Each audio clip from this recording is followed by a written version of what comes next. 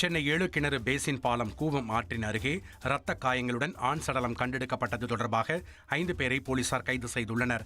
இது தொடர்பாக போலீசார் விசாரணை நடத்தியதில் திருப்பதியைச் சேர்ந்த ஸ்ரீனிவாசலி ராயுடு என்பவரை சிவக்குமார், கோபி, தாசர், சந்திரபாபு உட்பட 5 பேர் இறந்த நபரை சித்திரவதை செய்தது அம்பலமானது.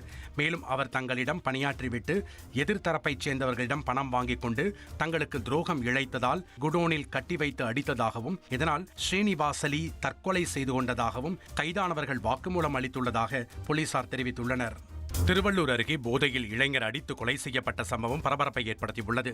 ஏக்காடு கண்டிகை பகுதியைச் சேர்ந்த கார்த்திகேயன் தனது வீட்டின் அருகே மது அருந்திக் கொண்டிருந்த இளைஞர்களை தட்டி கேட்டுள்ளார். அப்போது இரு தரப்பினருக்கும் இடையே தகராறு ஏற்பட்டுள்ளது. இதனை கார்த்திகேயன் வீடியோ எடுத்ததாக கூறப்படும் நிலையில் மது போதையில் இருந்த இளைஞர்கள் ஆத்திரமடைந்து கார்த்திகேயனை கடுமையாக தாக்கியுள்ளனர்.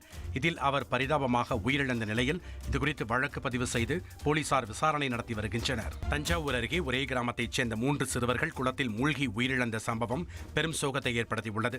தஞ்சாவூர் மாவட்டம் திருவேங்கட உடையான்பட்டி கிராமத்தைச் சேர்ந்த 5ஆம் வகுப்பு மாணவர்களான பாலமுருகன், மாதவன் மற்றும் 3ஆம் வகுப்பு மாணவனான ஜஸ்வந்த் ஆகிய 3 பேரையும் காணவில்லை என அவர்களது பெற்றோர் தேடி வந்தனர்.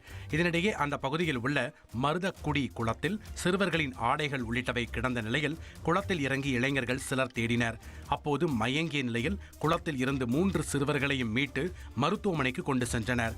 அப்போது சிறுவர்களை பரிசோதித்த மருத்துவர்கள் அதிக அளவு நீரை குடித்ததால் சிறுவர்கள் ஏற்கனவே இறந்துவிட்டதாக கூறினர்.